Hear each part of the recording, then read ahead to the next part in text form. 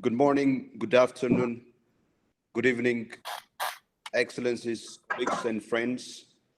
This is the webinar jointly organized by the Institute for Peace and Security Studies at Addis Ababa University and Amani Africa Media and Research and Services based in Addis. We, the two institutions, are very delighted to have with us a very distinguished panel, a high-powered women's-only panel, of which we are very proud, to discuss a very important subject, which is preoccupying the mind of many people working in the realm of peace and security at the moment. It is also a subject that obviously continues to inform and shape the views and opinions of policymakers, analysts, and many other people, as the clear picture of what COVID means for peace and security continues to unfold and becomes clearer by the day. So I would like to, first of all, make some House order announcements. I think it's important for all of us, those who are not speaking, to keep their mics off during the course of the webinar. And those who would like to ask questions, we very much encourage them to write down their questions on the chat platform, from which we can then direct your questions to the members of the panel. I will introduce the members of the panel shortly, but before that, we will proceed to the opening segment of the webinar.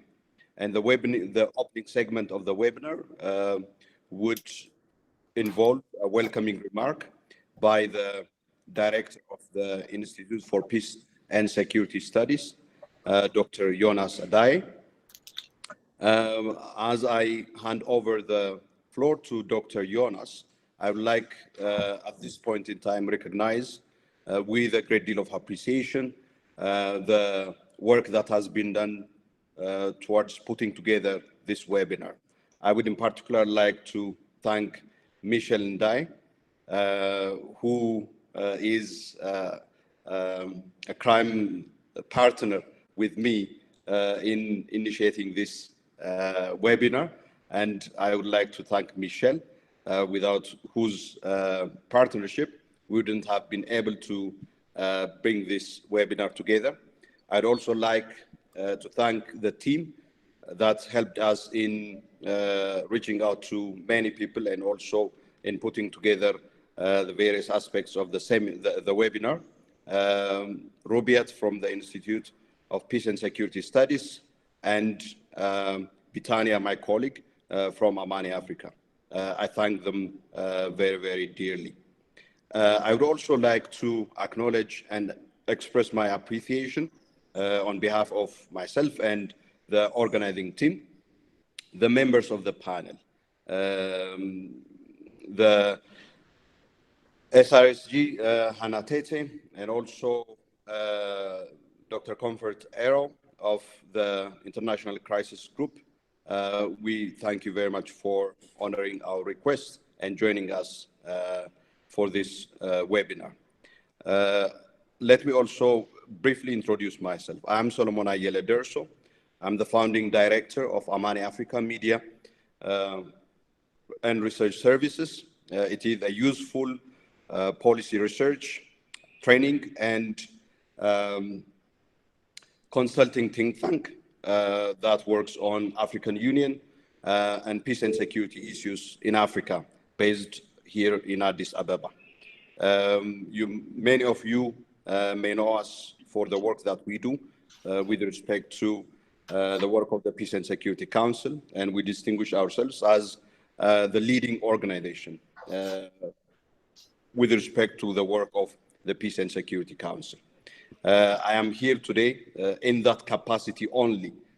Some of you may know me with another capacity, but today it is a happy presence in the capacity as the director of Amani Africa. So with that, I would now hand over the platform to Dr. Jonas for his welcoming remark. Dr. Jonas. Thank you very much indeed, Dr. Solomon.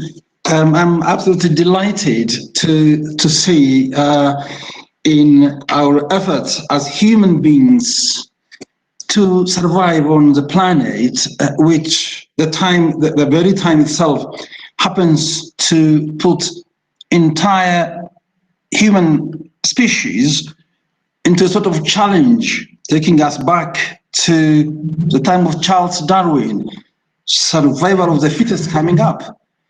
And seriously speaking, before our planet changed being into post-human species, I think it is time for us to come together and strategize how to survive. The interesting thing is the true meaning of security comes out here, that security is indivisible. So my security definitely is dependent upon Solomon's security, South African security, Korean security, or Chinese security. Because from one place in China, we had global outreach immediately. So this definitely tells us that as human beings, unless we really are there together to build sort of resilience, because Africa, as you know very well, is well characterized for state fragility, institutional fragility, and even infrastructure fragility. So given these situations, how can we survive? Dr. Solomon, Amani, Africa, and IPSS, I think we should really have to congratulate ourselves on how will COVID-19 impact on peace and security in Africa when preparing this. This is so important for all of us that without such questioning, such proactive thinking, and particularly again bringing on board those sorts of human beings, the women-dominated podium, without them, it would really be completely impossible for us to survive. So I think it is very strategic thinking, very well thought out to bring them on board and listen to them and then strategize together. I really can't go along listing why this is important, how it is important, what's being done at global level, what's being done at continental level, also how we are doing today, but rather I'll quickly go to how should we frame our thinking? What are the questions to be answered in our today's discussion? It was very well articulated in the concept not prepared. I think I should thank you so much for that indeed. That there are 5 specific questions for us to dwell upon. Question number 1, as you can see, how would different country and regional situations be affected by COVID-19, specifying on internal conflict, on human relations, on education, on economic activities, even social relations, seriously speaking, because we see a number of divorce going on, neighbors with neighbors calling with each other, security concern growing from time to time. So I think this is extremely important for us to see it more critically. Then second question is, which conflict situations and which countries should be monitored closely and why?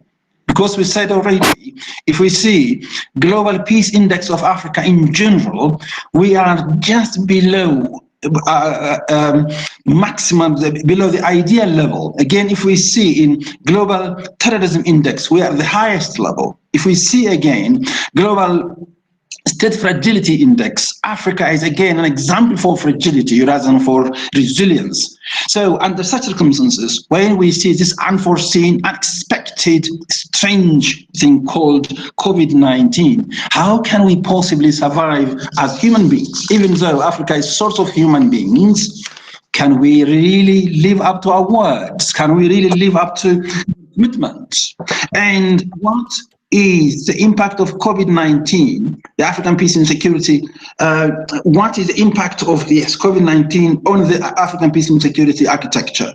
And how should APSA respond? How should Africa or APSA should respond to it?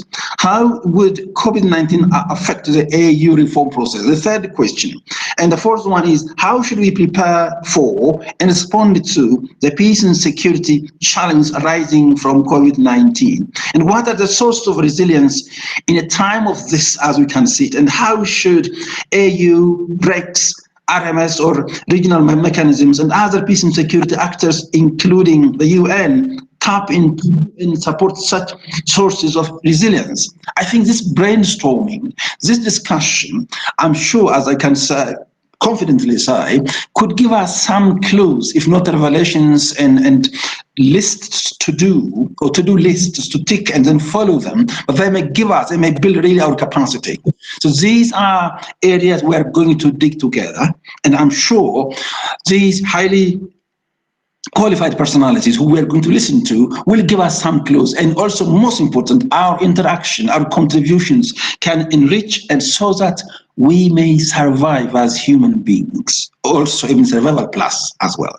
So once again, thank you so very much, Dr. Solomon, and thank you so much indeed, our distinguished audience, and most important, again, people who have sacrificed their time, energy, and resources to present here on this discussion. Thank you so much, and now I hand over back to Dr. Solomon.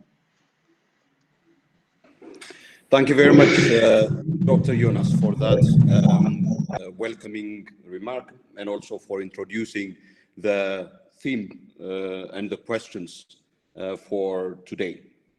So I think it is absolutely fitting for us to take note of the unprecedented way that COVID-19 has affected the entirety of our lives across the world, and the implication of this, particularly in a peace and security realm, including in terms of how it exacerbates existing fragilities, and thereby creating conditions for instability and insecurity, but also how it may end up creating new fragilities, thereby adding on top of the already existing fragilities and source of insecurities on the continent.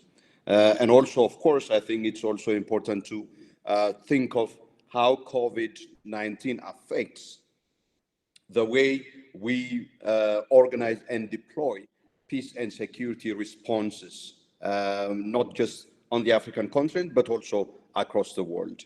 So the closure of borders, the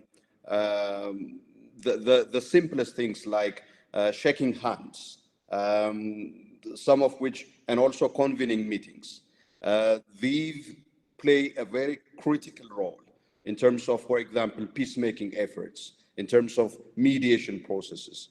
With COVID basically completely making it impossible or highly difficult for some of these kinds of formats of exchange or relationships being unable to be undertaken. Obviously, it has brought about unprecedented limitations on the tools and means of responding to peace and security issues.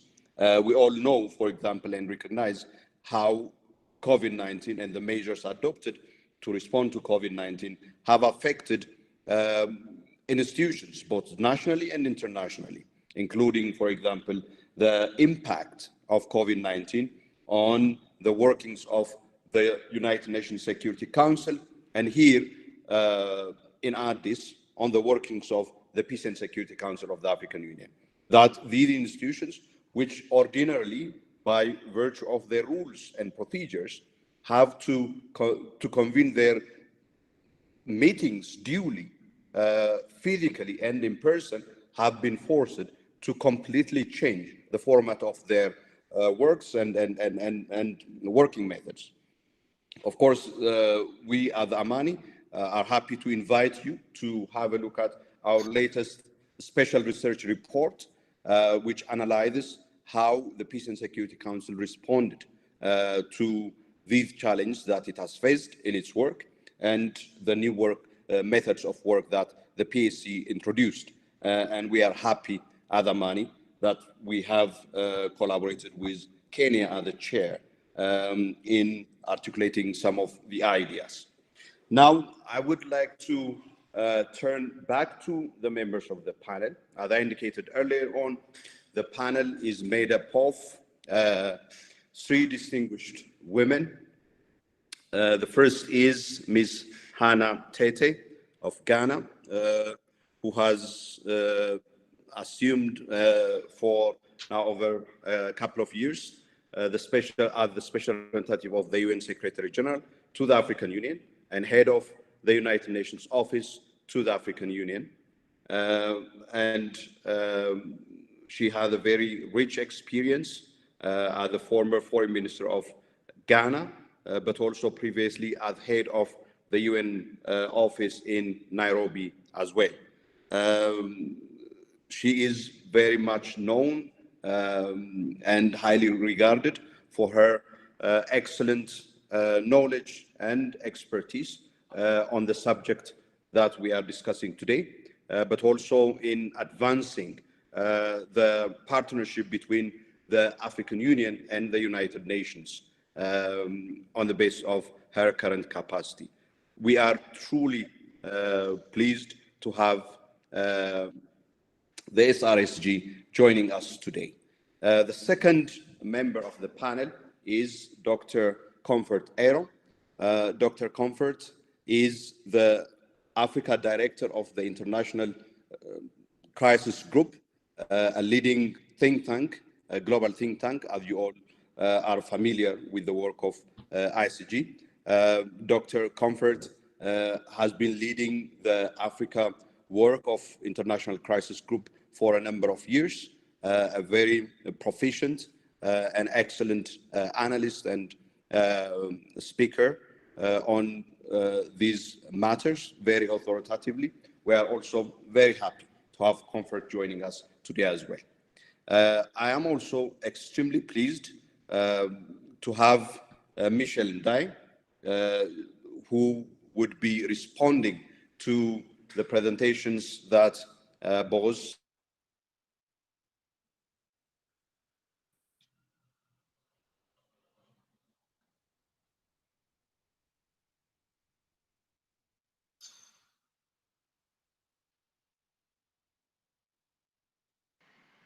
Hello?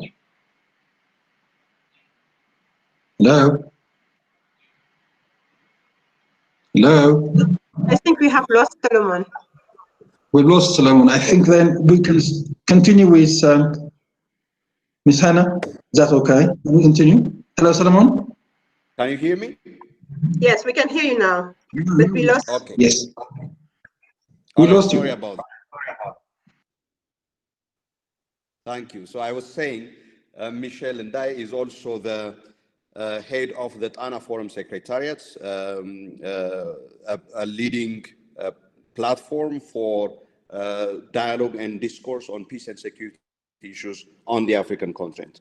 So we are very happy to have these very accomplished, distinguished women reflecting on today's topic.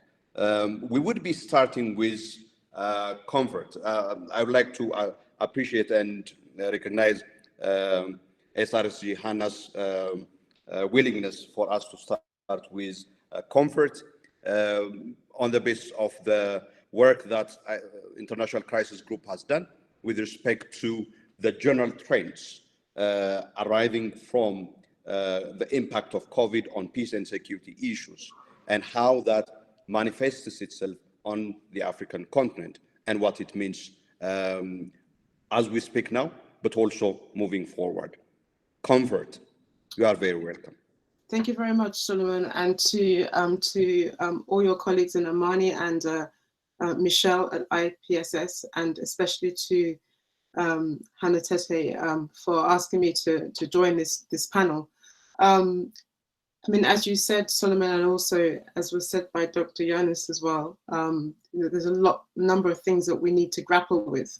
One of the things that Solomon and I agreed with in terms of how to frame my remarks was to use the 7 trends that Crisis Group published in March as a basis of my commentary, and most of you may have seen that on this call.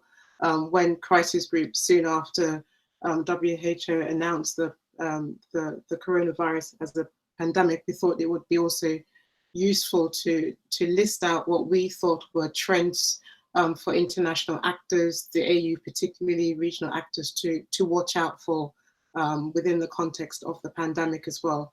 Solomon and I also thought that it would be a good time to check in with the 8 priorities that Crisis Group launched at the start of the year.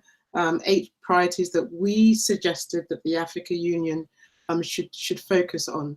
So just as a recap, for those of you on the call who may not be aware of those 7 trends and the 8 priorities, what we said back in March was that the 7 trends that international actors throughout the world should watch during the pandemic were the vulnerability of conflict-affected populations and how the pandemic would impact them, the potential damage that we may see to international crisis management and conflict resolution mechanisms while the pandemic was going on. The third area that we said actors should watch is the risk to social order, and all the introductory remarks point to those social orders, so I wouldn't necessarily dwell on that in my own discussion. And then another area that we said actors should watch was around potential for political exploitation of the virus as well. And fifth, we said that we should watch out for a major turning point in major power relationships. And then we also said that there should be, we should look out for potential opportunities that could be seized through this crisis as well. And tied to that, seventh was a potential crisis mitigation measures as well. So I'm going to use that to discuss a number of issues on the continent and tie that to the 8 priorities that we outlined at the start of the year. And Solomon, you'll remember, and some of you will remember because you came to the launch presentation that we gave in Addis. And the 8 priorities that we said back then was that the AU should seek a compromise with the UN over the question of co-funding. And I won't discuss that in this meeting today because I think that's a separate issue. But the ones that I do want to focus on was that we said that the AU should support the pivotal elections that are going to happen in Ethiopia and stand ready to mediate over the results, especially if they were disputed. To also watch over 2 other critical elections, Ivory Coast and Guinea, and then also to work for an inclusive dialogue between the separatists and Cameroon, and to also work towards a compromise with Somalia government and regional leaders towards a compromise on the elections in Somalia. And also to get East African leaders to press the South Sudanese to keep on track with the peace process then. And finally, that in terms of supporting Sudan's transitions as well. So, I mean, there are a lot of the 7 trends. I mean, a lot of the trends that we outlined back in March, Solomon, have played out in different ways. And one of the things I'd like to emphasize, particularly as we locate those trends within the African continent, I think it's important that we are nuanced in how we understand the impact of the pandemic on peace and security issues. I think we have to also not make broad brush generalized statements. I think we have to be very careful and look at specific issues and look at these things in a very case-by-case manner. I think it's too early to make some broad assessments. I think it's too early to make affirmative statements as well. I also think that we need to be aware of the danger of analysis by anecdote as well. Clearly, there are opportunities that we can seize, but I think we should be careful not to confuse what existed with what existed before the pandemic and assume that any uptick in violence is linked to the pandemic as well. So there's a danger that we may want to conflate pre-existing conditions and say, oh, it's because of the pandemic that we've seen a rise in conflict. I think it's important not to do that. So in terms of the one trend that actually is of concern to us is the impact of the pandemic on conflict-affected populations as well. And what is clear to us is that the pandemic has not, we have not seen the same kind of explosion of the pandemic as we've seen in other places like China and in Europe and the US. And there are different explanations for that, and I don't think we necessarily need to go into that in this debate, but to acknowledge that we haven't seen that sort of spread in the same way as we've seen in other places. Yet, I think it's quite right to say that we should be concerned about the vulnerability, particularly of conflict-affected populations, because of the economic fallout, because of the humanitarian fallout, and because of the real potential that international attention, particularly Western attention, may turn back on international multilateralism and focus more on domestic issues and focus more on national issues. So that's a real threat. And in that guise, I think Commissioner Shergi was right in his own op-ed to point out that the most worrying concern for the African Union must be the risk of the pandemic to at least 30 million refugees and internally placed people across the continent. And it's for that reason also that I say that this is the one area that I think the Peace and Security Council really must focus its attention on. Before the pandemic, Crisis Group had already already raised concerns that the one part of the world where we saw the fastest growing displacement crisis was in Burkina Faso. I think that is still a relevant area of attention for the Peace and Security Council today. It's why we said that it should be a focus, and the situation becomes more urgent because of the pandemic. 840,000 people have been displaced by the conflict pre the pandemic. Nearly 60,000 people were forced out of their homes in March. At the same time, despite increased deployment of security forces, armed groups continue to sort of wreak havoc in the region, attacking police and military civilians. This is pre the pandemic, and now the situation is likely to be exacerbated as well. I think tied to the whole issue of the vulnerability of conflict-affected populations is a sobering prognosis that was provided by the WFP Executive Director in his own briefing to the Security Council, when he said that developing countries, and Africa included, could face a food pandemic of biblical proportions. And what does that mean for us on the continent as well? And added to that, you have malnutrition on the continent. For example, 2.5 sort of million children under the age of 5 in the Sahel were already facing malnutrition pre the pandemic as well. So you can understand what it means in a pandemic situation already. And also sticking with the Sahel and Mali and Burkina, which we've consistently emphasized as a priority for the African Union. Already food supplies are hindered by violence by jihadi groups and other groups as well. So it's against this backdrop also, Suleiman, and the Crisis Group also supported the SG's call for worldwide cessation of hostilities for the COVID pandemic. We've seen two opportunities that I think the African Union Peace and Security Council can seize upon as a result of this global ceasefire, which the AU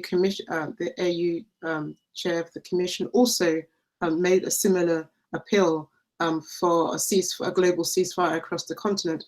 Two opportunities to be seized in relation to Cameroon and also in relation to Sudan. There, we've already seen in Cameroon one of the smaller armed groups from the separatists who are claiming separation within Cameroon have lent their voices to the ceasefire. Can the African Union, working with the UN as well, take advantage of that ceasefire opportunity in Cameroon to get the remaining separatist groups and the government to work together. The separatists themselves have said that this all hinges on the role of the international community to build trust with the government as well. The other area where the African Union really is center stage is in Sudan, and how do we take advantage, for example, of the call or the decision by the SPLM Abdulaziz group, who's extended his own ceasefire to the end of May. So that's another sort of area that I think we should look at in terms of getting the Peace and Security Council to take advantage of those issues. Another trend, Suleiman, that we highlighted in our March briefing on the pandemic, that we were particularly concerned about, was the possibility that various groupings would seek to exploit the coronavirus,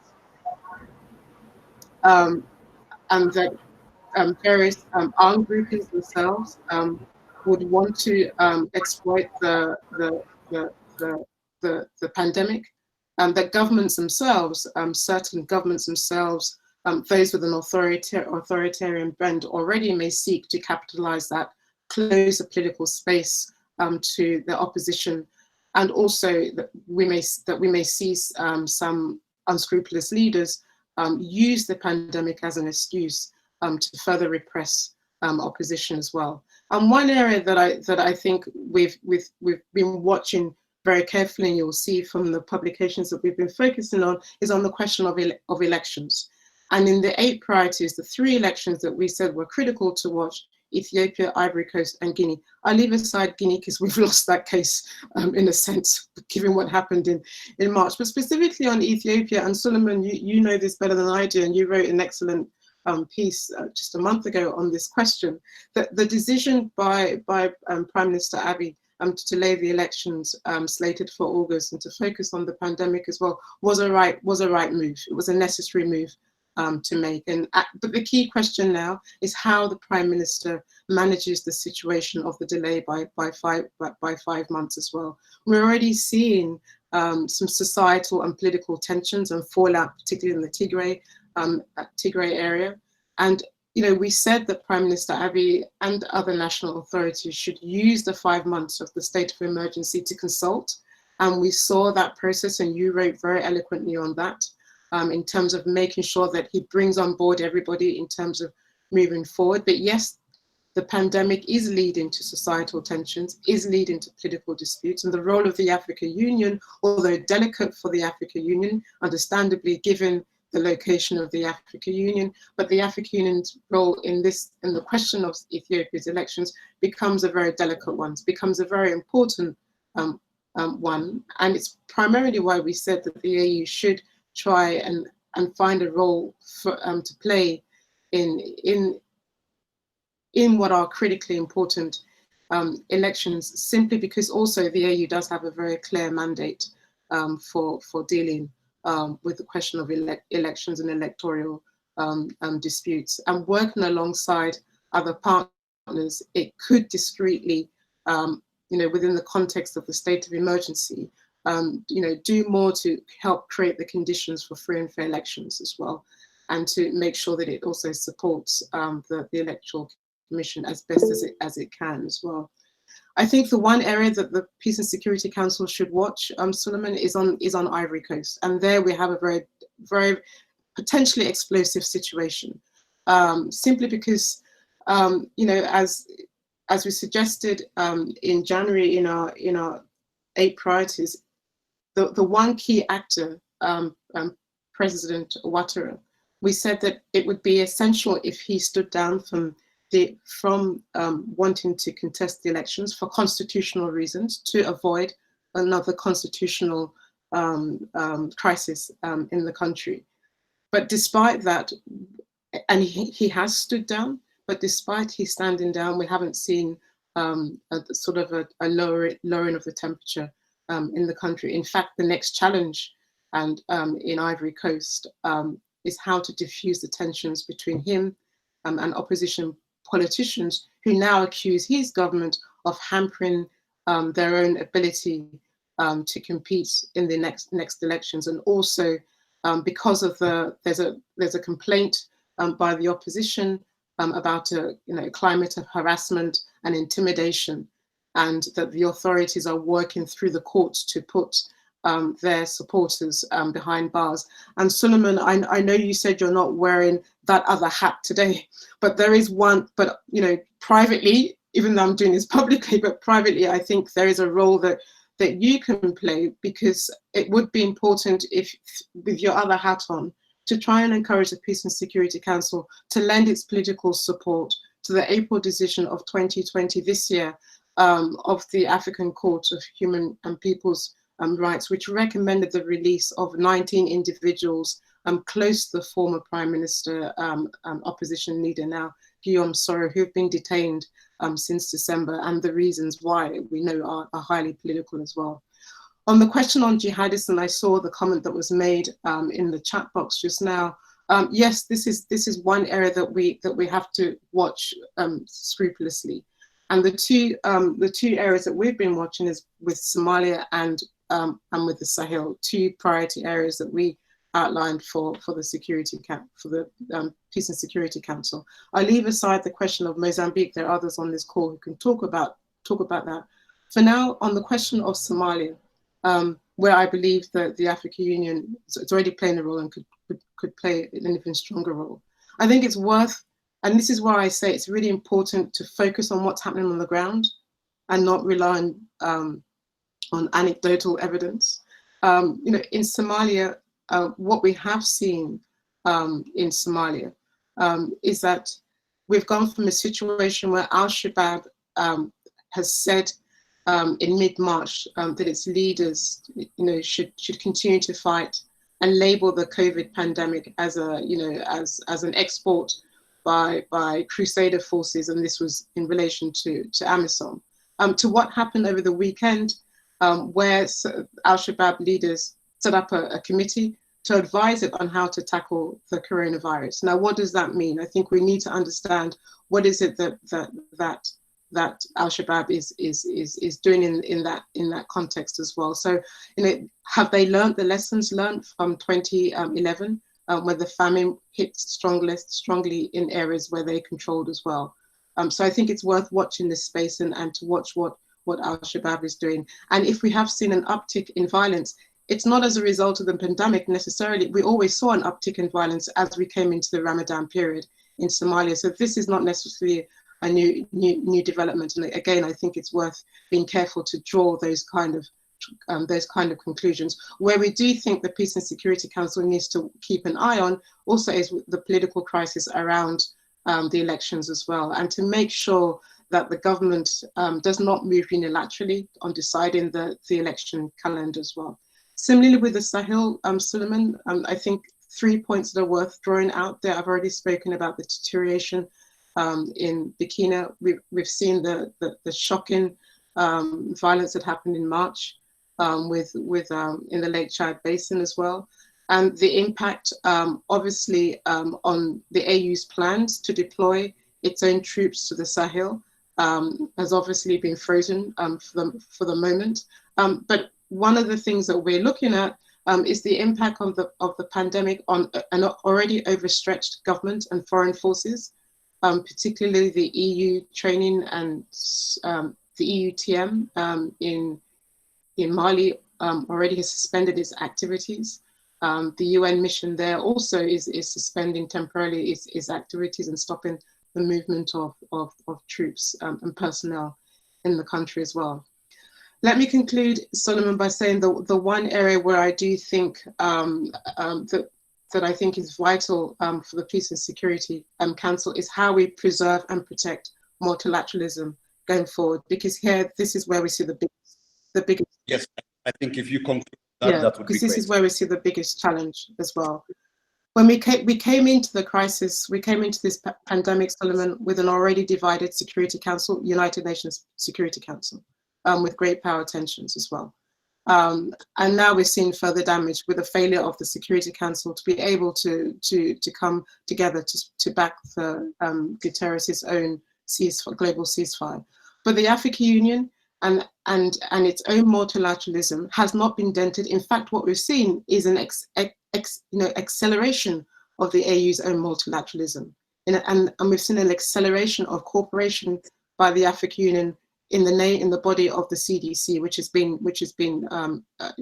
fantastic to watch. I think, given the huge division within the Security Council, given that the West is likely, we may see a retreat by international actors, especially on the humanitarian areas. This is right now the time.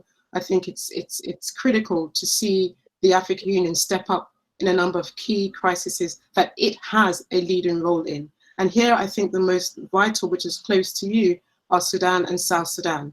For Sudan, I think things remain deadlocked since the formation of the transitional government there, and the country has seen a sharp spike in the pandemic in that country, and the unity government faces its biggest challenge. And finally, in Sudan, the lack of attention. We said that the African Union should be the primary external guarantor to underwrite the peace agreement there. And here we're seeing a Prime Minister, Hamdok, whose credibility is on the line, and we've seen a transitional government that is not unified in any meaningful way. So I'll stop there and turn it back to you. Thank you. Sorry to go on. All right. Thank you very much, Comfort, for providing us that global picture. And also importantly, I think the points that you have made about it's too early to make broad generalizations, and also the need for distinguishing between things happening out of pre-existing conditions and things exacerbated by or precipitated by COVID itself. Thank you, Comfort, for that. So I would like now to pass the platform to SRSG Hannah. You have the floor. Thank you very much. Thank you very much. And good morning, Excellencies, ladies and gentlemen. Thank you to the Institute for Peace and Security Studies in Amani, Africa, for organizing this webinar. And given that both of you are partners of UNOAU, it's a pleasure to be with you this morning for this discussion.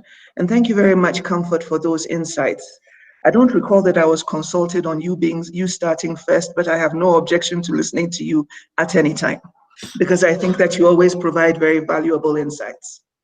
But I want to pick up on a couple of the things that you referenced yourself. In the first instance, I think that the African Union's response on this matter has been indeed an example of what the African Union can do positively when it decides to be proactive and when it has a leadership that is ready to engage all of the member states. And we've seen that in the way in which the chair of the Authority of Heads of State and Government, the chair of the Commission, the Bureau of the African Union, heads of states, and the Department of Social Affairs and Africa CDC has been able to help member states in their COVID response, both with the distribution of logistics, both with helping them in terms of providing technical support, and continuing to mobilize the resources of the continent to have a regional response. And I think that is incredibly commendable, and we should see more of that even after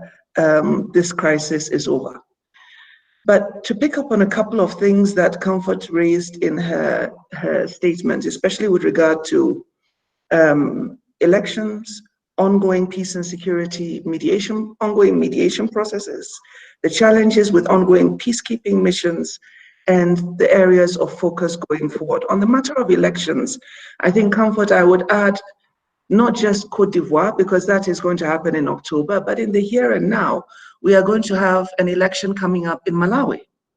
And if you recall, that is as a result of a contest or a challenge to the elections that were held last year. Now, we found ourselves in a situation where two of the contenders for last year's presidential elections challenged the outcome of the Constitutional Court. The Constitutional Court agreed with them and said that there should be a rerun and made certain consequential orders. After those orders were made, the head of state also went ahead to appeal to the Supreme Court, and the appeal was heard and disposed of about a week ago. And the ruling of the decision of the Constitutional Court was upheld. Essentially, what that means is that we're going to be having an election in July. And if any of you has had the opportunity to go through those judgments, you will see that the points that essentially both courts made were that the way in which the electoral management body conducted the election essentially was, to put it mildly, inept. Now, in a situation where the electoral management body has lost its credibility, and yet because of the time, we have the same electoral management body that is going to superintend the next election, you should ask yourself, what are the possible consequences of a situation like that? And I think that we should pay attention to it because of the tensions that preceded the election last year, and because of the tensions that have been evident as these legal challenges have unfolded, and as we've seen that the courts have taken a decision on the matter.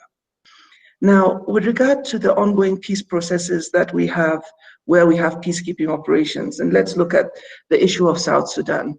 I think that South Sudan has made some good progress, but given the impact of the COVID pandemic, especially as you heard a couple of days ago, that so many of the senior leadership of the new government of South Sudan, the new transitional government, have been affected by COVID. And given the fragility in terms of, as we know, the challenges with the internally displaced persons and the lack of medical facilities, we have to ask ourselves the question, how do we continue to support that process to make sure that it doesn't derail? And how can we also improve in our humanitarian response in order to make sure that the deficiencies that exist are addressed so that they do not become a point of further escalation of tensions and does not degenerate further? The challenges a number of AU member states have had in terms of dealing with the COVID pandemic have also been not just economic and social, but the whole governance challenge of managing the rollout of a COVID response. And we've seen that some of those responses have involved the imposition of states of emergency, and it is our hope, and we will continue to advocate, that indeed, notwithstanding the fact that some measures were taken ostensibly to be able to ensure that the disease did not spread, it is important that this does not curtail the freedom of speech, does not curtail human rights, and does not essentially create more opportunities for oppression. Because the pandemic and the challenges that comes along with it can be used or misused, as the case may be. And so, as far as the lockdowns, travel, and access restrictions are concerned, we really would hope that these are imposed for the shortest possible time and are not used as an excuse to continue to constrain the space for the rest of the year. Comfort, you mentioned the challenges that we've had with a number of areas where we had ongoing terrorist activities and still do. From the perspective of the UN, and we have been reviewing these for a while, we are very concerned with the situation in Burkina Faso. We appreciate, as you already noted, the fragility of the situation in Sudan. And of course, one of the biggest challenges for us is the situation in Libya, especially given the escalation of fighting over the last couple of weeks. And the fact that in spite of the call for the global ceasefire, which was re-echoed by the Secretary General, which was re-echoed by the AU chairperson, which in the circumstances certainly makes a lot of sense. It's amazing that you find the sponsors of some of these groups continue to provide the weaponry and to continue to provide the kind of support that we see them doing to allow this fighting to continue, especially when we know that in the case of Libya, there is not going to be a military solution. There can only be a political solution. And so the sooner that we were able to get the interested parties around the table to discuss and agree on a political solution on the way forward, the better it would be, not just for the people of Libya, but indeed for the whole of the West Africa Sahel region. Because for those of us who come from the region, we know how we have been affected by the conflict in Libya. It started with Mali, it's gotten into Burkina Faso, we see the challenges with Boko Haram, and therefore we understand the impact of dealing with the Libyan situation and what it will do for other peace and security challenges within the West African, Central African region. You may be aware that yesterday, the UN launched a policy brief on the impact of COVID-19 in Africa. It was launched by the Secretary General in New York. It's available online. If you haven't seen it, I would like to recommend it to you because it deals with the pandemic and Africa's immediate response, looking at both the political, the economic, and the social challenges that we anticipate, but also looking at it from the point of view of what opportunities we have to be able to make sure that we grow back better and we help to build better so that we don't find ourselves in this situation the next time we need to respond to a pandemic of these proportions. I'd like to end by saying that on the issue of elections, and I just mentioned Malawi as an example because I think it's an immediate challenge that we need to focus on in the here and now. On the issue of elections, for those countries that are determined to continue with their elections this year, and by our calculation, there are about 17 left to be held in the course of 2020. For those countries that are determined to go on with their elections in the course of this year, I think it's important for the AU Peace and Security Council to reflect on the implications that having these elections will have on the countries that are involved. And we also have to look at the issue of if they are going to hold these elections, exactly how are they going to be undertaken so they don't become further points of contagion.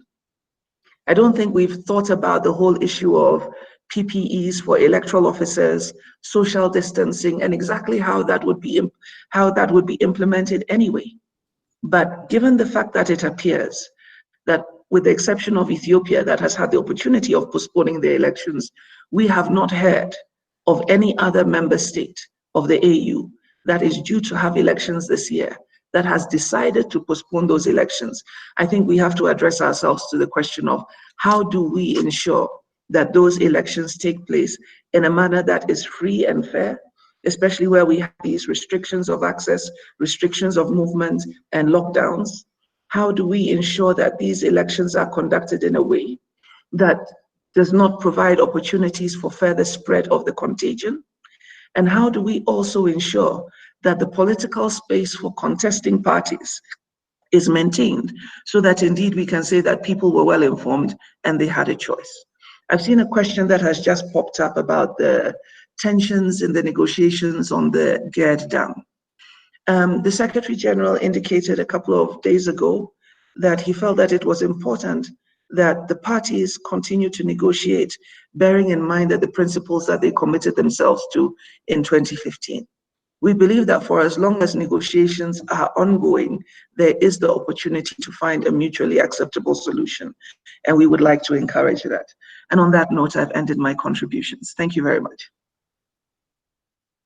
Thank you very much, SRSG Hannah, for giving us that country and situation specific as well as regional aspects of the impact of COVID, but also drawing our attention to the Africa policy brief that the Secretary General launched yesterday, which I think you are absolutely right, is a very important initiative seeking to address the socioeconomic dimensions, the social dimensions, the economic dimensions of the impact of COVID, which I think is in recognition of the fact that it's not just the COVID itself that has created this situation, but the response measures that have been adopted both here on the continent, but also globally.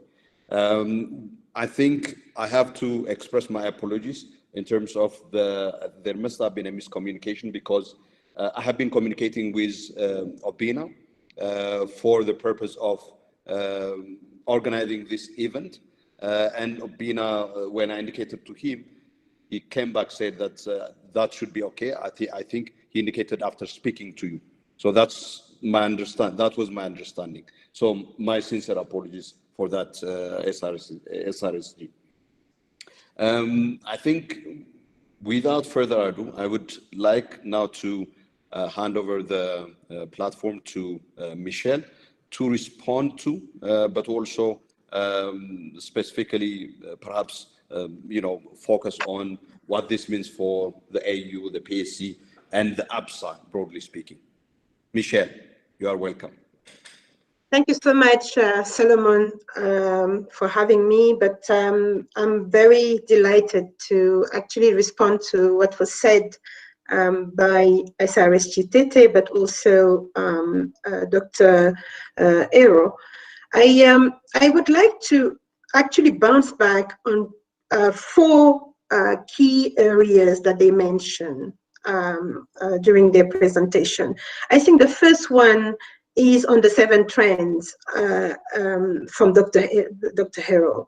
The first one is the vulnerability of affected, population that are in affected areas, conflict affected areas. The second one is the risk to social order. I think I would like to look at that and actually combine it with what SRSG Tete said about the entire governance challenge that we experience in many African countries in rolling out some of the restriction and the measures against COVID-19. But also the fourth area would be currently how we deal with terrorist groups on the continent and armed group on the continent, despite the global ceasefire from the General Secretary.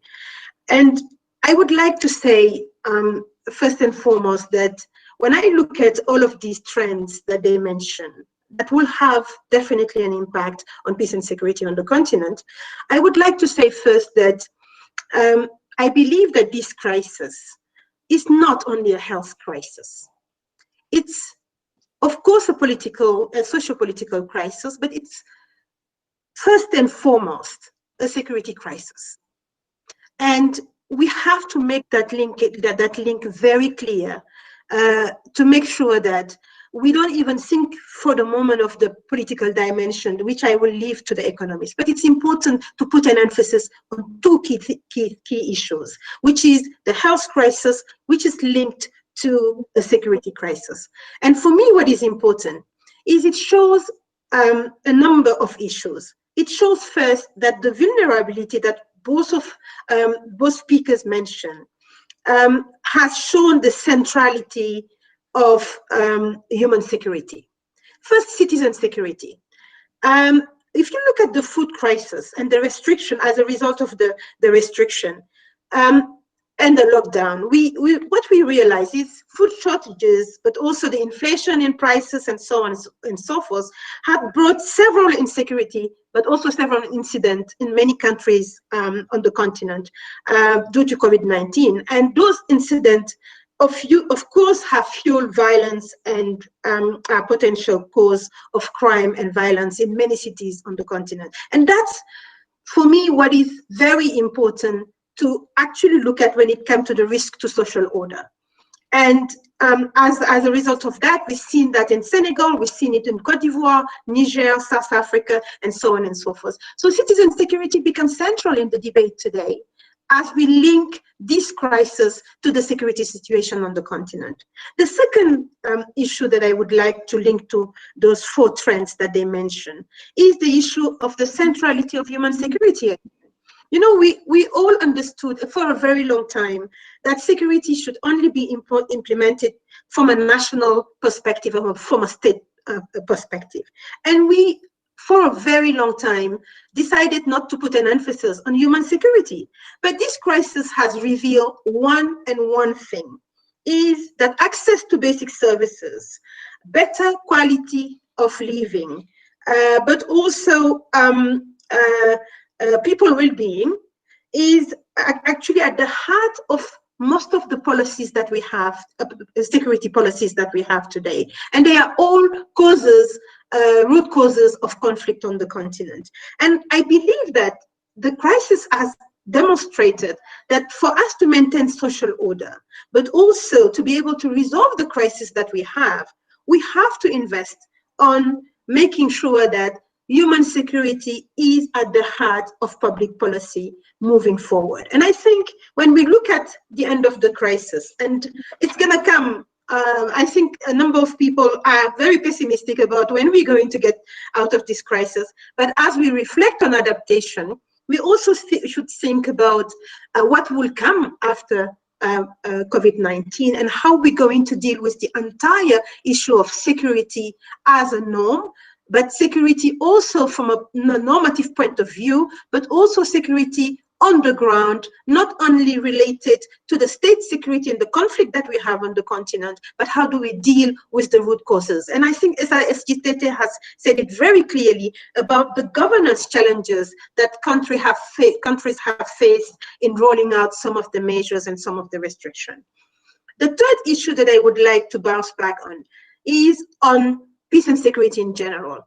I think citizen security is important, human security is also very important, but on the current peace and security situation, I think they mentioned an important thing is that issues of actually silencing the gun, as it is linked to the call, to the global call ceasefire, the global call for ceasefire. I think it's important to note one thing. African armies today are all deployed to actually fight the pandemics. So this is room for, it is providing a wonderful opportunity, if I may say that, to armed group and insurgent group on the continent actually to gain more space. And I think that's for me a fundamental issue that we have to bear in mind. And as we move forward, it is also important to look at not only the delays in implementing ceasefires and peace accords, but I think it's important we look at the border closure as temporary measure, but also as a possibility to actually allow those insurgency, but also those insurgent groups, and armed group to actually come up with different other calls. And I think the call that we got from Somalia is one. It is about adaptation about the situation, because access to population that are in conflict zone is also very difficult. And we know the consequences of that when you have the virus spreading. So let us look at that from a holistic perspective. But I would like also to bounce back on one final thing, which is the way people reacted, and I think it's SRG Tete who said that. It's about the way citizens has looked at the impact on COVID-19 and how they have reacted. We mentioned citizen security and the violence that we've seen as a result of the lockdown, but we've also seen very good responses from the citizens. What are those? It's what I noticed was the citizens have become a way of exercising an oversight.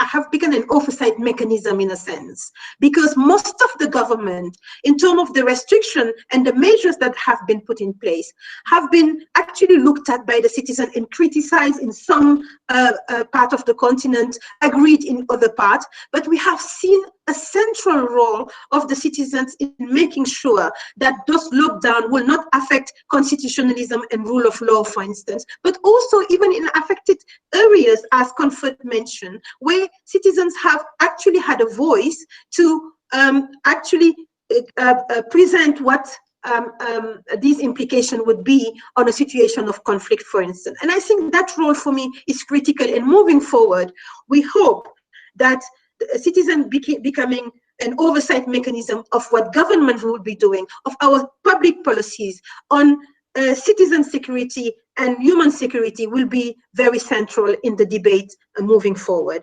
And lastly, I think this will allow us also to rethink our approach to security in general. And I really like the turning point in the relationship that Dr. Hero also mentioned earlier, but also the election, the example of the elections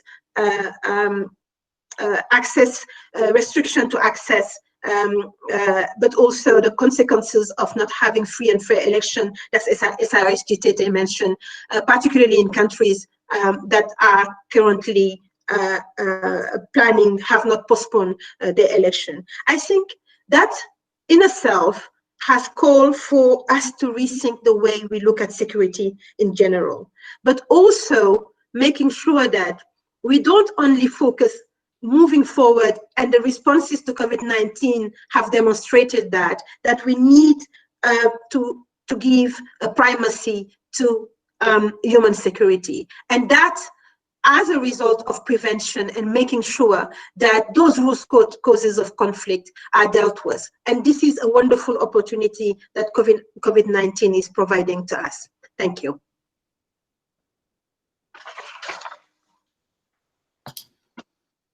Thank you very much, Michelle, for bringing in a very important dimension, what may be considered to be soft security issues, which ordinarily are not really the mainstay of the engagement of peace and security institutions. But clearly, if, as you rightly pointed out, COVID-19 has demonstrated one thing, it is the importance of these so-called soft security issues. There are a number of questions that have come forward. So I would like to just, go to those questions. The first one relates to what Michelle spoke about earlier on. I mean, the frustration of citizens. Michelle mentioned the examples of Senegal, South Africa, among others, but the frustration of citizens in terms of how the measures have been enforced and the impact of the COVID-19 response measures on their livelihoods, on their socioeconomic well-being, and also, of course, giving rise to questions such as, what difference does it make if I die with COVID-19 or if I die from starvation? I think, this is one issue that has been put forward by one of our participants. So if any one of you wish to speak to this, I think, it's important. Perhaps you can also link this question about whether we even have clear ideas of the socioeconomic consequences, what conference said, the economic fallout, the humanitarian fallout of this situation. So that is one question. So if you'd like to take that. Yeah, any one of us, Suleiman? I don't know. Yeah, sure, please. I mean, it was not directed to anyone in particular. Okay, I don't mind going first, but I don't know if others want to go ahead of me. Please. Okay. It's right, and I think Michelle really emphasized it, and Hannah also emphasized it, the frustration of citizens. I'd like to actually attach the whole issue of frustration of citizens to the question of debt relief. And here, this is where I think African citizens really can play a critical role. A number of countries and a number of heads of states are asking for debt freeze in the name of their countries. And how did we get into a situation of debt in the first place? There are issues around corruption and transparency and how money is used in these countries as well. So I think one of the things that we could potentially do here in terms of citizens' action is to demand more scrutiny as to how money and how budgets will be spent in the future, where we see these debt freezes and where we see loan packages being granted. I give you a perfect example. Nigeria, for example, based its entire budget on the assumption that it would that the oil dividends that it would gain this year would help deal with its budget. Now, Nigeria has not only sought a loan package from the IMF, but it's also asked the Senate if it could, if it could purchase more money from its domestic sector. Now that's a huge burden on the Nigerian population, a country whose budget is tilted heavily to the national defense, to military and defense structures. So this is a good time for citizens of Nigeria also to demand scrutiny over how the budget is going to be moved forward to deal with socio-economic issues, to do with public health issues. Because one of the things that has been exposed, Suleiman, has been the health infrastructure of a number of states, even in West Africa, despite all the lessons we learned from Ebola as well. We still notice that the public health structures of these countries are worrying going forward. So that would be my response to what Michelle outlined. All right. If Michelle would like to add on this before we move to another question. It's okay, Michelle? All right. The next question is the point that, COVID-19 has accentuated and strengthened the role of the state. So in these conditions, the tendency is the state taking measures unilaterally rather than engaging with non-state actors. So how do we expect the calls for cessation of hostilities to be heeded under those conditions?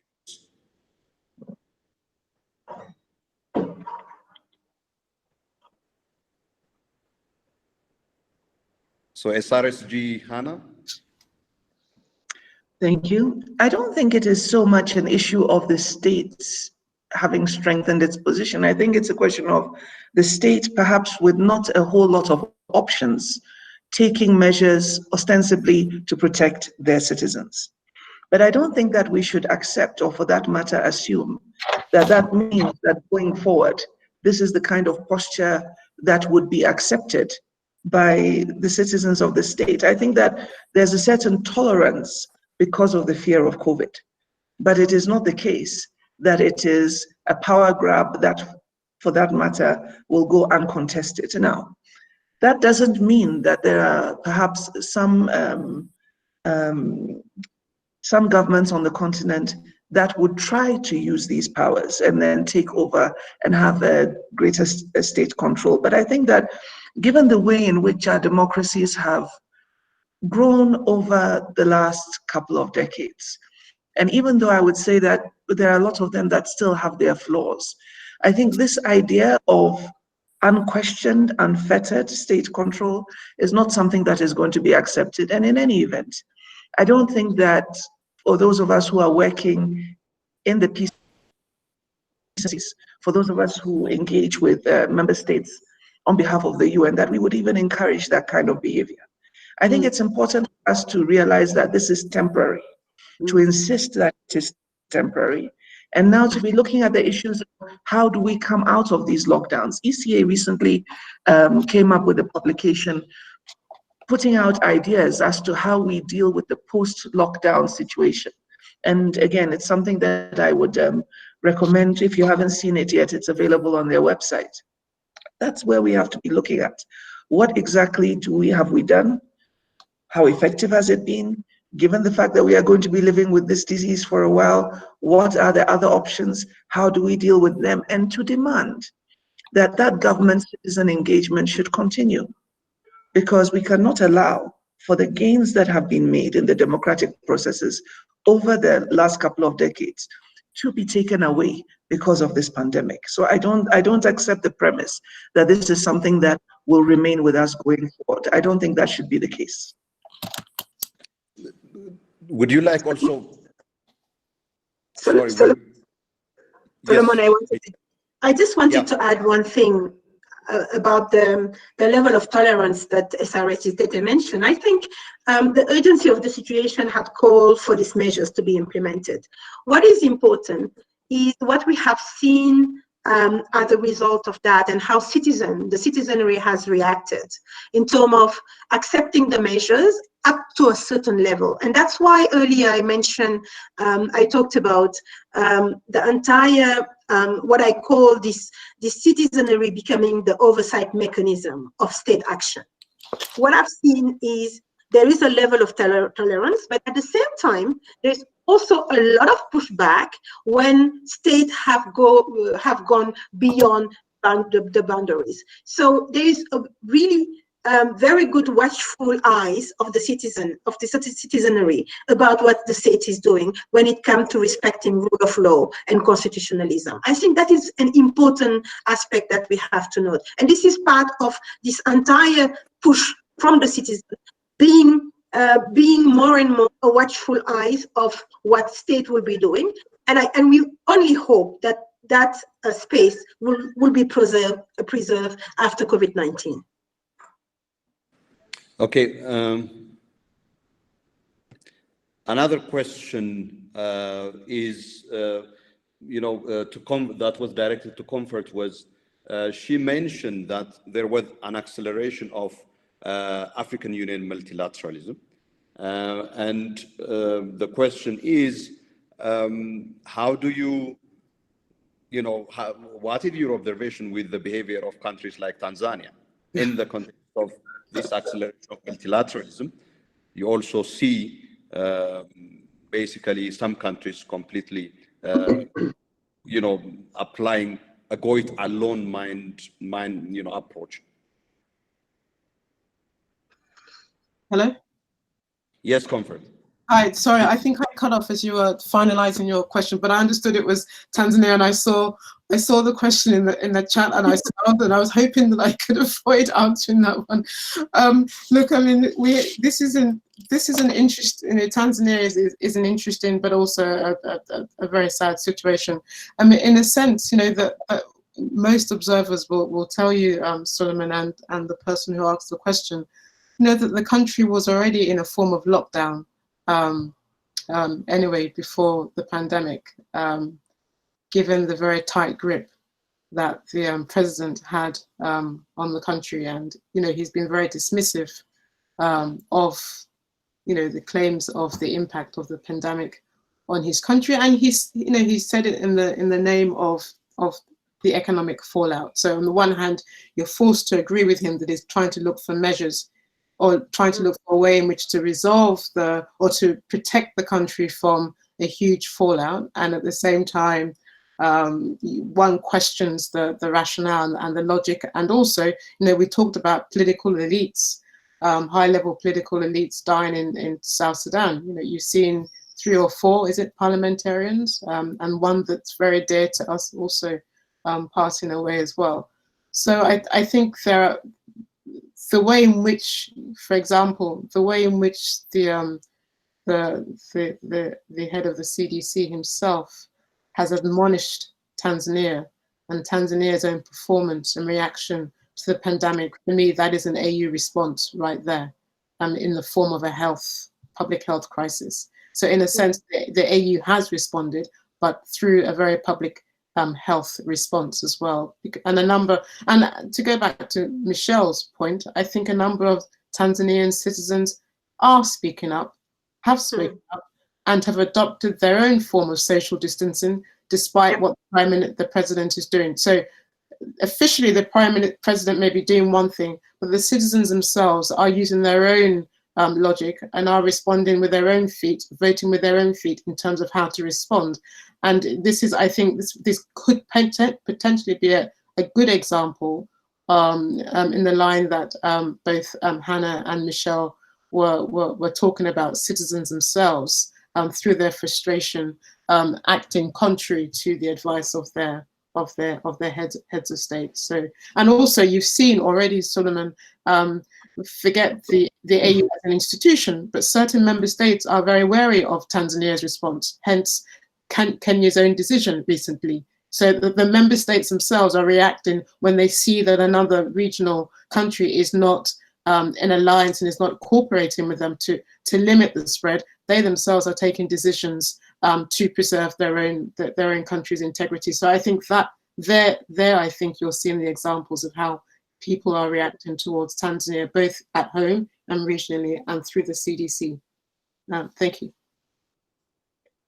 Thank you. There is one question relating to elections. And this was perhaps a question about what is the AU or the UN? What are they doing about the election in Burundi? So perhaps there was a very important and really profoundly critical question or issue that SRS Jihana mentioned in her intervention, which relates to the question of if elections are not going to be postponed, under what conditions are they going to be held? And this question speaks to that. Perhaps SRSG, if you wish to take this question on Burundi. Well, Burundi has been a difficult situation. As you know, as the special envoy of the Secretary General, former President Kafando, was not very well received in his efforts to try and mediate between the various parties and to get the platform for what would be considered as a credible election. Unfortunately, there has also been no space for election observers from any organization, except for those who are already in the country. There, I think some diplomatic missions may be having some observation activities. And from the point of view of the UN, it has been quite difficult engaging Burundi. As you might have heard as well, the WHO delegation was also asked to leave Burundi. That was ahead of the election. So this is really one of the situations where you cannot impose a situation, any kind of assistance, or neither for that matter is ready to engage with you on matters of this nature. But we have followed the issues that are going on in Burundi with a lot of attention. We note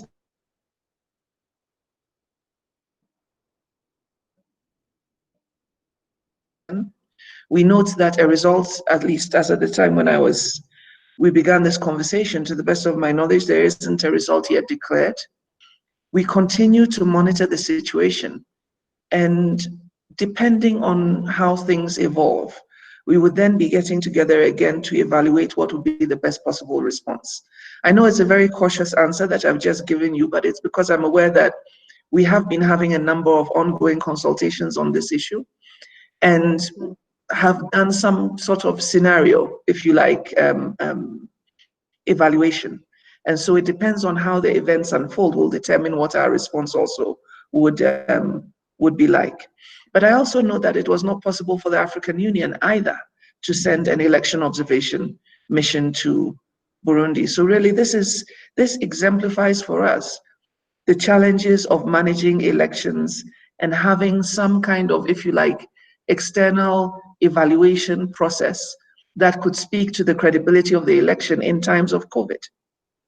If you have a situation where a member state categorically says that it's not possible for you to come in and hold, or if you're going to be quarantined for 2 weeks, I mean, how realistic is it to get external election observers to agree to be in a country to observe an election, spend 2 weeks in quarantine, and then maybe another week or two on the actual election process?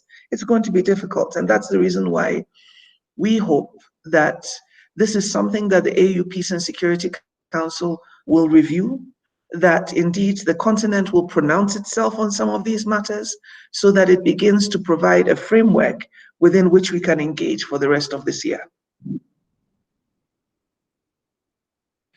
Thank you so very much.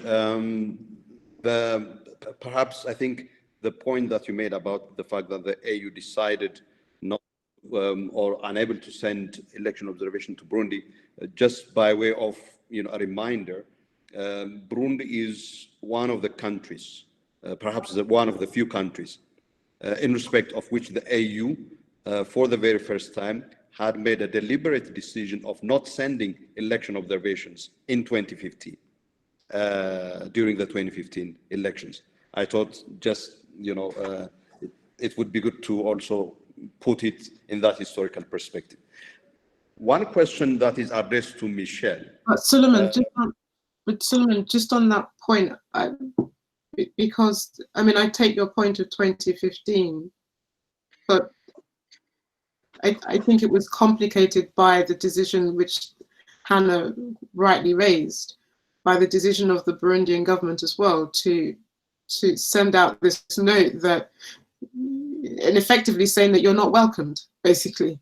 And also the Burundi has prevented the AU's full deployment of the military and human rights observers as well. So I think we should add that to the context, that there's been a build-up of resistance both to the international and regional efforts as well. Great, thank you. Thank you, Comfort. There is a question directed to Michelle. Access to basic services as human security is a basic human right. So the point is basically that doesn't this require a positive obligation on the part of member states to meet these basic obligations of human rights, in that the attention, basically, it's not just the Peace and Security Council, but also the human rights monitoring organs of the AU that should play a role. So that is... Well, but I think that question should go to you, Solomon. But I just would like to before I give a quick answer and hand over to you, because I think the human rights question and the constitutionalism aspect of it is linked to the work you do at the Commission. But I think allow me just to say one thing about Burundi. I think it also has demonstrated that we need to relook at the entire intervention regime of the African Union when it comes to dealing with deployment, whether within the framework of the AGA, the African governance architecture, or within the African governance peace and security architecture. I think it's very important that we, the Peace and Security Council, come back to the reality on the ground. And this shows that there is a lot of pushback about countries that will accept or not accept, and our intervention regime is challenged at any given time when this type of behavior happen. What do we do about it? And I think this is time for this issue to be brought to the fore, but also discussed at the Peace and Security Council. And this is also part of the work you do.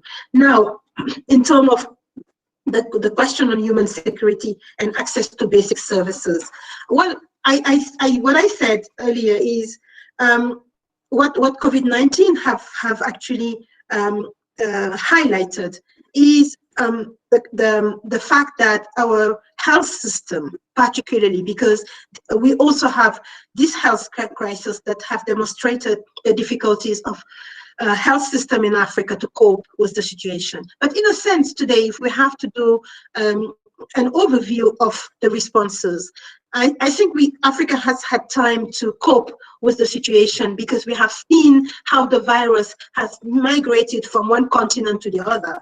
And that has allowed many African countries to actually deal with the urgency of the situation by stepping in and increasing the staffing the health system, but also making sure that there is a readiness from that part. But what is more important, it's not only the response actually that we have seen, is what will happen moving forward.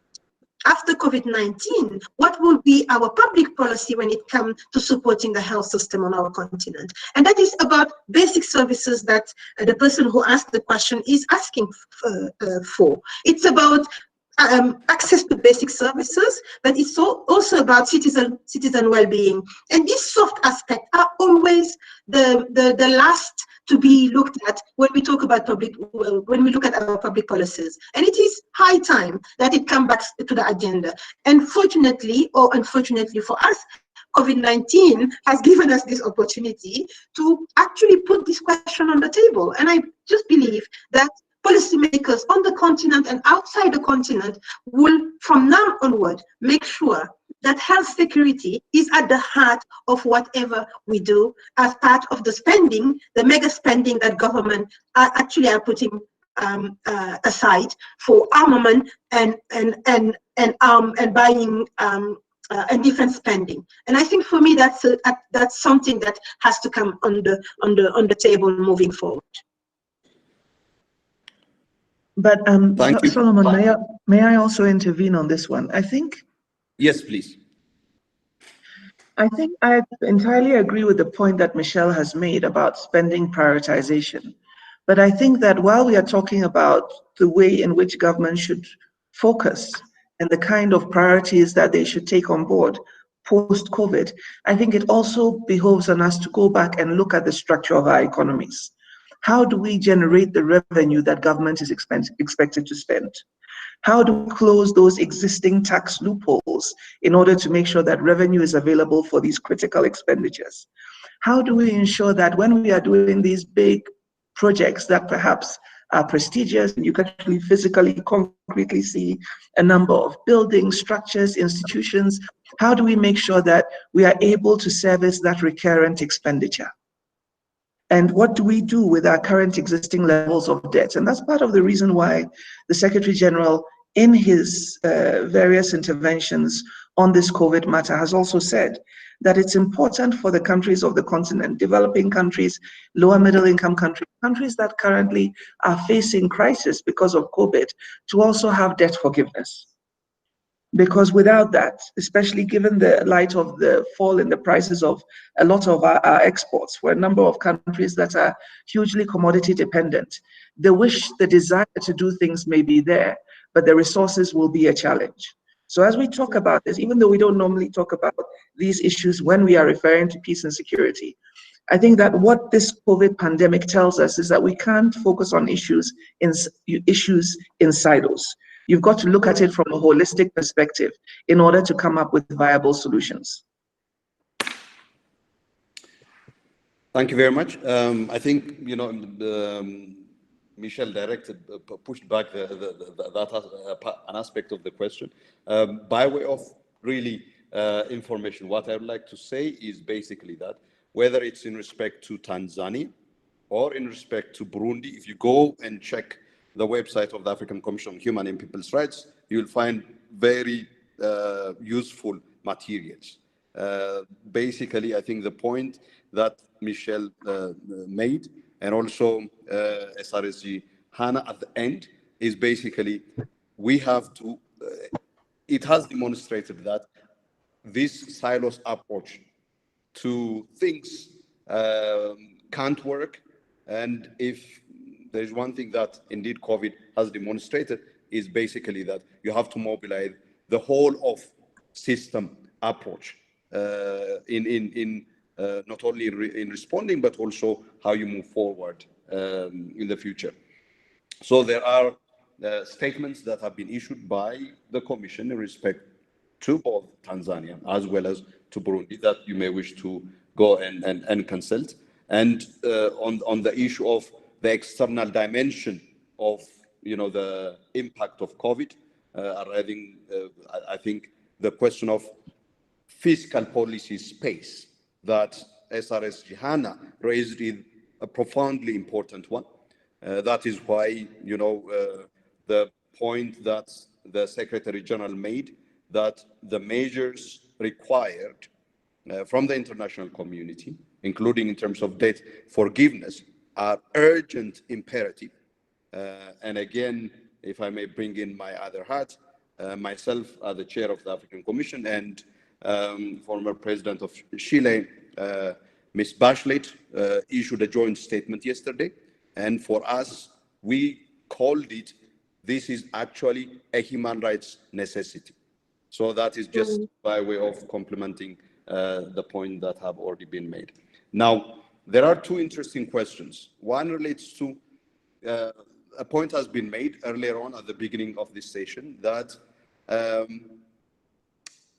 you know, COVID-19 hasn't exploded, you know, in the way it has done or it did in, you know, China, Europe, or America. Then how come that we are in this much more dire situation? How did we get here? That is the question, basically. I think in one way or another, Michelle as well as Johanna talked about this point. How did we get here? So if you wish to speak to that, and then of course, the other aspect of it is, where do we go from here? I think there is, though I thought those two questions are interrelated. So I wanted to raise them from the floor. Who would like to respond? Well, if I may, how did we get here? I think the fact of the matter is that we haven't really been able to make as much progress on economic diversification across the member states of the continent. And in some cases, because there has been a certain level of comfort, especially for those of the EU member states that are oil exporting countries, that the revenues that are being generated are sufficient to be able to address most of their concerns. The focus has not been on looking at the economic structure and seeing what can be done to, as it were, promote economic diversification internally, promote greater inter-African trade. After all, that's what the African Continental Free Trade Area was supposed to do. And at the same time, in a number of cases, you can say that some of the priorities might have been misplaced. And so it gives us the opportunity to take another look and say, what are we going to do differently? I think that it's important, notwithstanding the fact that we haven't been able and are likely not going to be able to implement the African Continental Free Trade Area initiative as quickly as we had hoped to do, we should not lose track of it. As soon as possible, we should make sure that it continues to operate with the same kind of momentum so that we can begin to create that interconnectedness that allows us to do business with each other, that allows us to create greater economic opportunity within our continent. Because if we don't do so, we are forever going to be dependent on aid. And that is simply not a sustainable option. How long are we going to be depending on borrowing, on grant and aid assistance in order to be able to deal with some of what are basic social necessities in order to protect human security? And I know that this is a conversation that, you know, has gone on in different shapes or forms very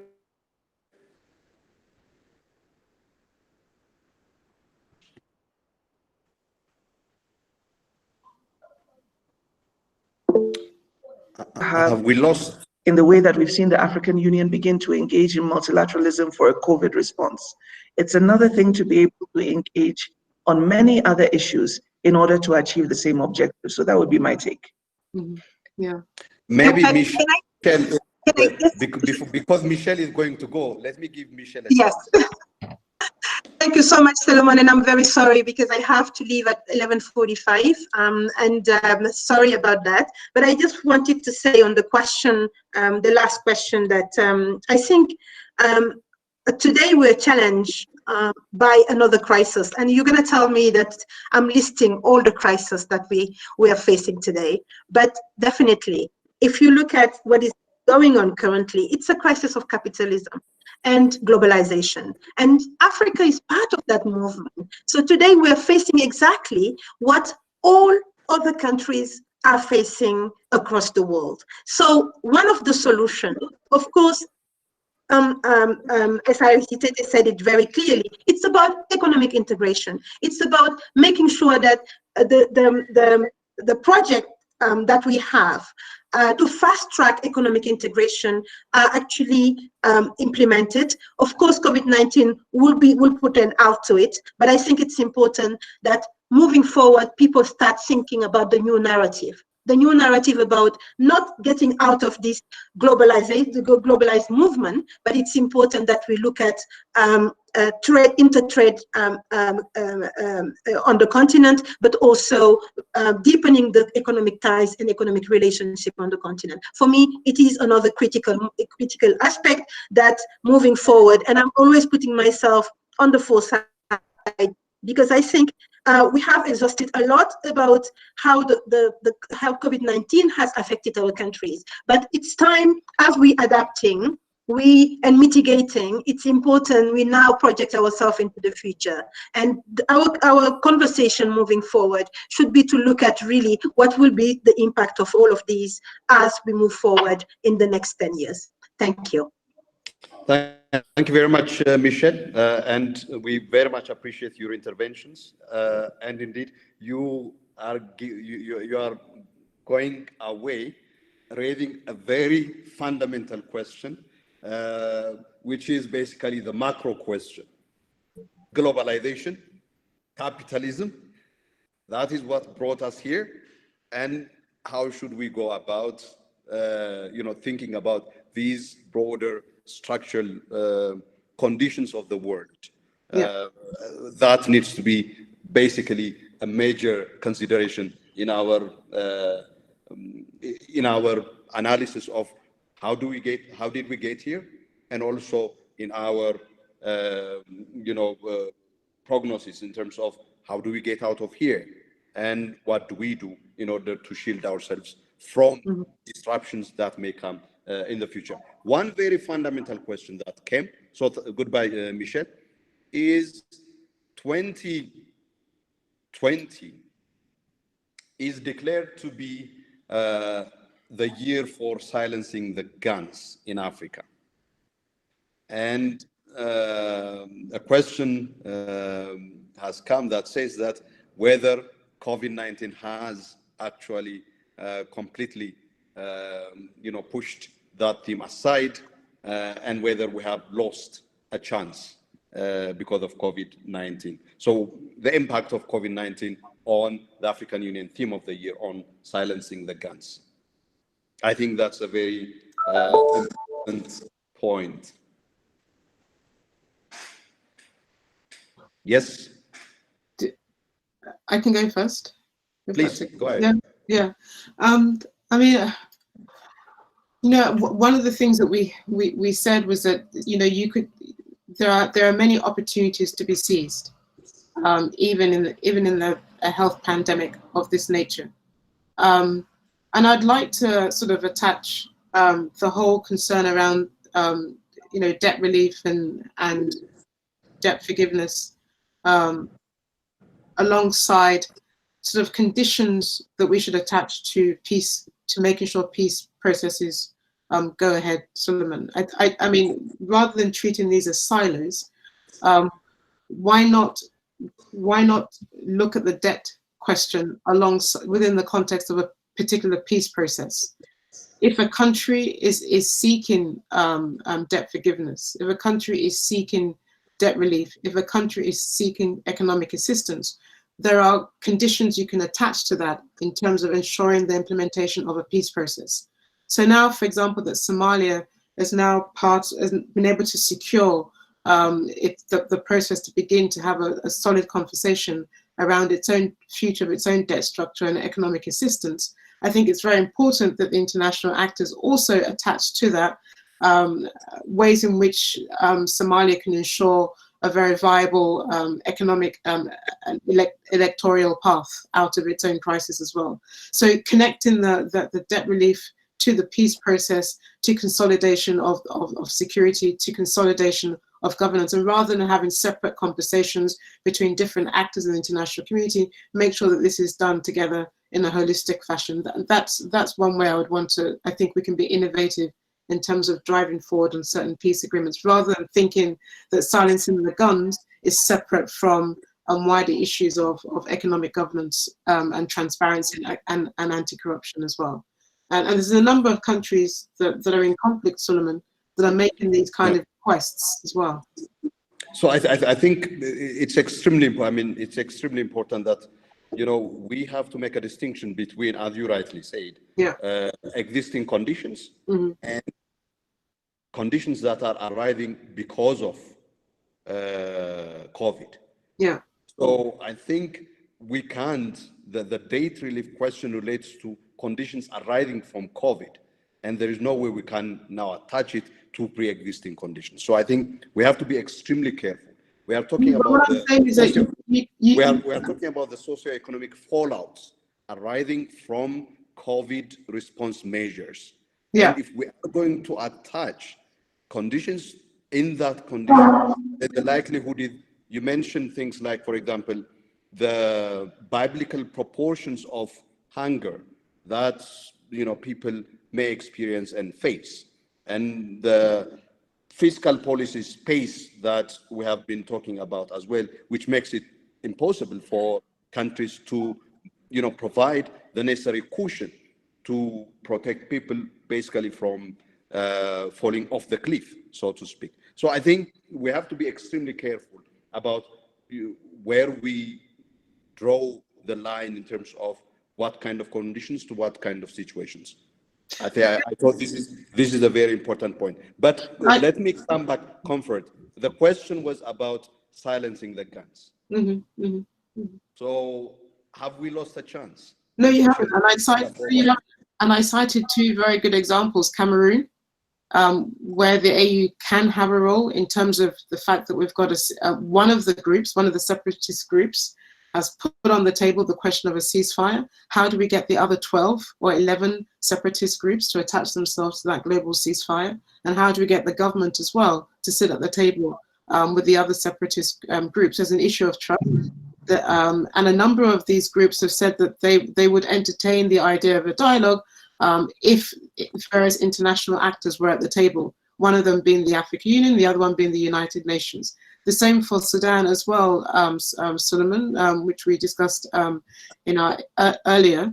There, we have been very vocal in saying that the African Union can and ought to be the driver, the external guarantor to underwrite that peace agreement, which is very fragile at the moment. And the question of the future of the state-sponsored security, state-sponsored terrorism, now is on shaky ground. What can the African Union do to help put that transition and the international support that Sudan desperately needs back onto the table? But I would like to clarify what I said, Suleiman, on this question. And it goes. The reason why I raise it, Suleiman, is that we need to square the circle on what Michelle rightly raised about citizens, and what Hannah Tete was also saying about making sure that there's better scrutiny on our states. A number of these countries, Suleiman, are asking for significant economic assistance in the name of their citizens. And it's important that if you're going to deal with the economic reform in the future, if you're going to deal with diversifying the economy in the future, that we learn the lessons of previous debt relief, previous debt freezes, and making sure that these are transparent and that the money is used wisely to reform and to also underpin the budget, that it helps the people of these countries as well. And these are countries that are in a very vulnerable state, and it's appropriate to ask how those monies are going to be used. If you're asking for debt, it's important to understand how that money is going to be used for the sake of your country. That's what I was trying to say. All right. I think the point has been made on the need for caution, but also on the need for addressing this. There is one point that has been raised, which is on the peace processes in Sudan, where the talks between the transitional government and SRF in Juba still continue. I think that's by way of information, notwithstanding COVID. The problem is the other track, Abdulaziz Al-Hilus, SPLM North, which is stuck. There are other questions that have been raised as well that I thought, would lead us to the end of our discussion. Our time is also getting there. And perhaps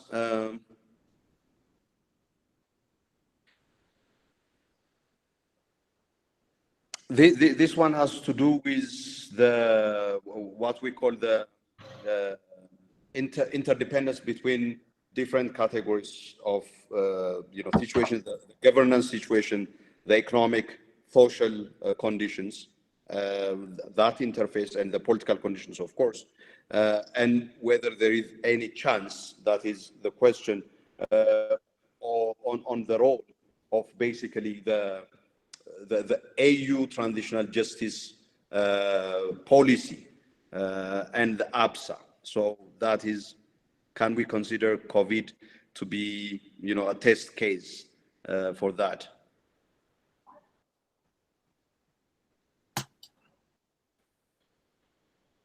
I don't know if the question is clear. So why is the question, Solomon?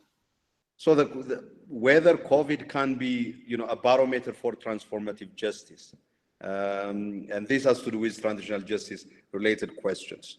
So in that sense, basically transitional justice focuses on usually the political dimension of things, but with what COVID highlighted in terms of the social and economic dimension of our conditions, whether we should think of, transitional justice in a different way. If I may, I think that it's important. Transitional justice is an important issue in and of itself, especially with countries that are coming out of conflict. We've already talked about the challenges that are posed to ongoing peace processes and building transitional governance arrangements by the COVID situation. I think that for every specific situation, how it is dealt with will be unique to that particular circumstance. And so I'm not sure that it's an area that is capable of some kind of generalized statement. Now, as to whether the AU is going to be able to promote this, we know that the AU is only as strong as its member states want it to be, especially because a lot of the issues are addressed as a matter of consensus. And there are some issues on which we know that it is still difficult to have the AU have consensus. So I think that especially on these transitional justice issues, we should focus on the specific situations and see how within those ongoing processes, we can foster an environment that creates the space for those mechanisms to be able to be implemented, and for people to see that people are called to account for things that they have done that essentially have disrupted their societies. Thank you very much, SRSG. We are I hope I was clear. I finished my statement. Yes, we heard you. Have you finished?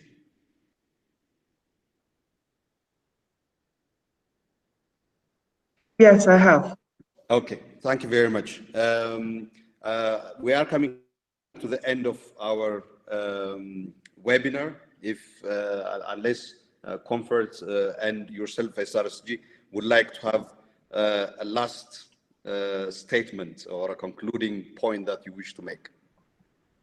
No, thank you very much for the opportunity to discuss with you, Suleiman, and all the colleagues in Addis. It was a pleasure. Okay, so I think let me make just final, points by way of a summary. I think one of the things that have come out clearly from the discussions this morning is basically that COVID-19, although it hasn't exploded in the way that it has done in other parts of the world, it is having various socioeconomic, governance, and humanitarian fallouts. And we have to be concerned about these governance, socioeconomic, and humanitarian fallouts. And of course, we have to think of COVID or the impact in the context of existing conflict situations that have been pointed out from Libya, in respect of which SRSG Hannah talked about very forcefully.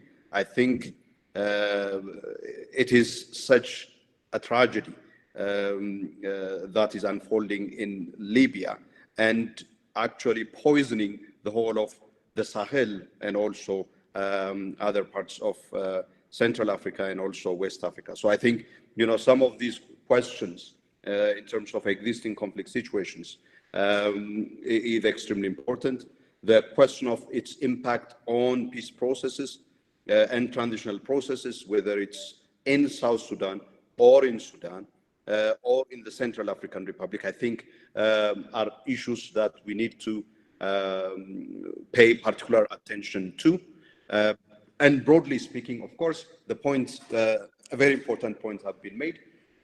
New fragilities that COVID-19 creates, particularly with respect to social order that Michelle pointed out, the tensions between citizens and government, that the examples have been given in Senegal, in South Africa, and many other countries. I think that is a very extremely important issue.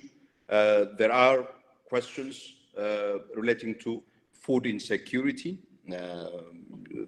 and this has been a pre-existing condition in some parts of the continent, such as the Sahel and Horn of Africa, exacerbated, for example, in the Horn of Africa by the locust invasion. And added to that is the disruption that COVID-19 has created, leading to increased vulnerability in terms of food insecurity in the Sahel and in the Horn of Africa. Of course, there are conditions of food insecurity created by the measures adopted in specific countries as well, such as whether South Africa or Kenya and so on and so forth. I think there is a question also of what to do with elections. I think this is an extremely important point. Ethiopia has, postponed elections. As SRG Hannah pointed out, perhaps the only country that has postponed elections on account of COVID-19. This reminded me of a question that was asked that slipped from my mind, which was the question whether postponement of elections and hence having elections outside of the time that is set in constitutions would lead to undemocratic system of governance. There is that aspect of the question that was asked earlier on. This is an issue that is live today here in Ethiopia. But the broader issue that SRS Jihana raised is if these countries, more than a dozen countries, are going to proceed with elections as scheduled between now and the end of the year, under what conditions would they be able to hold these elections so that these, COVID, the condition that COVID created wouldn't lead to basically undermining the standards of election in terms of transparency, credibility, and free and fairness of the election. I think that is really a question. It was interesting. There is an ongoing Africa Dialogue series that is being hosted by the Special Advisor to the Secretary General on Africa, and the regional office, the director of the regional office of the WHO, mentioned a very interesting point where she was saying the WHO can advise member states under what conditions and with what kind of facilitations they could be able to hold elections if they choose to hold elections while COVID is still around. I think this has to do with also the recognition that COVID is going to be around with us, whether during this year or even well into 2021. So, in a state of creating conditions of, undemocratic forms of extension of power, perhaps, we should focus on basically her point on making sure that we create the conditions to make the holding of elections in a free and fair manner, which means, according to her, for example, it may require having elections not just for one day, but for an extended period of time, 2-3 days, for example. So I think these are some of the interesting points that are emerging. Very important points on multilateralism have been made. Internationally, we are in a very deplorable condition or situation, particularly within the context of the UN Security Council. But here on the African continent, we have witnessed an acceleration, to use Comfort's term, of African Union multilateralism, which needs, I think, a very important point that SRSG Hannah emphasized is basically needs to be backed up with enhanced focus on the African Free Trade Area, which is the Inter-Africa, in the context of Inter-Africa trade, which is one of the flagship priorities of the African Union. I think that is an extremely important point. The questions of governance and accountability, I think this speaks to the question of how did we get here? As SRSG Hannah, brilliantly put it, it's problem of economic diversification, misplaced priorities on the part of policy makers, and of course, lack of inter-Africa trade. I mean, these are some of the conditions. But the question of accountability is also another extremely important question. What are the things that we focus on? For example, in terms of social policy has been narrowed down to a very thin question of, what we call social protection. It was not focused on water, sanitation, education, and healthcare. These have not been the areas that have been prioritized. And, one extremely disturbing point that I noticed in a headline coming out from South Africa was a lady was quoted as saying, we thank the virus for the water. It required a crisis of COVID-19 for people to get access to water. I think this is a very serious indictment on the kind of misplaced policy choices that we have been having, but also importantly, how our policy space have been misdirected to a kind of economic growth that doesn't really speak to the expectations and needs of people to have a dignified life conditions. I think this is tied up to the very powerful point that Michel made at the end. Why did we get here? From a global perspective. And it has to do with how we are treating our Mother Earth and the environment,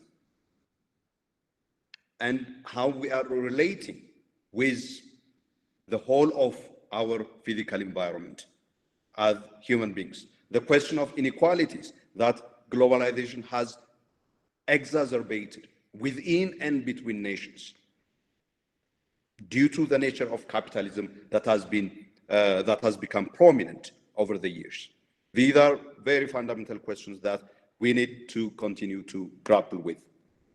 With those summary points, I would like to express my very deep appreciation to SRSG Hannah, to Comfort, and to Michel for providing us with these very insightful and thorough reflections on COVID and its impact on peace and security on the African continent, and of course on the African peace and security architecture as well. As I hand over for concluding remarks to Dr. Jonas, I would like, on my part, in the name of Amani Africa, to thank the Institute for Peace and Security Studies for joining hands with us to put together this webinar.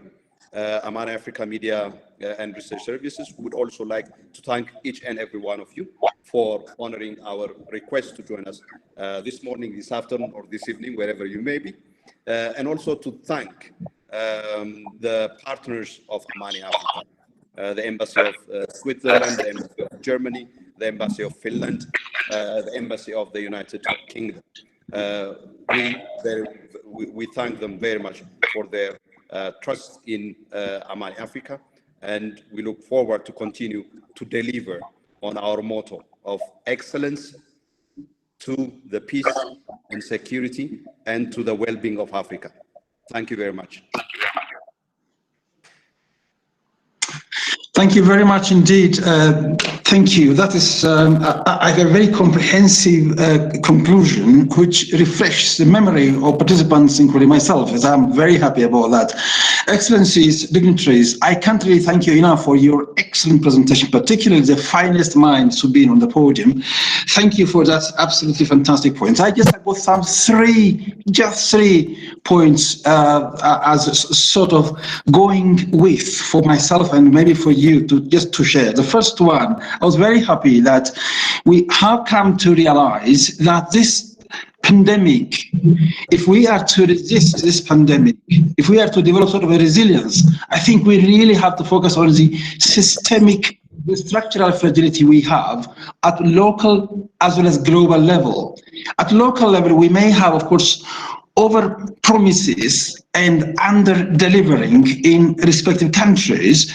I think at the same time, the political culture we have, these are to be really revisited if we really are to sustainably withstand such difficulties, even in the future as well. At the global level, I was very happy when the finest minds spoke out about the weakening of multilateralism, going unilaterally or bilaterally, ignoring that no one is an island philosophy. We really are created to be that. And the second point I have just got from you is that that's a very important point, that the context is key for those regional issues, be it in Sahara region, as well as that of the Horn of Africa, mentioning specific points such as GERD, Al-Shabaab, and many others.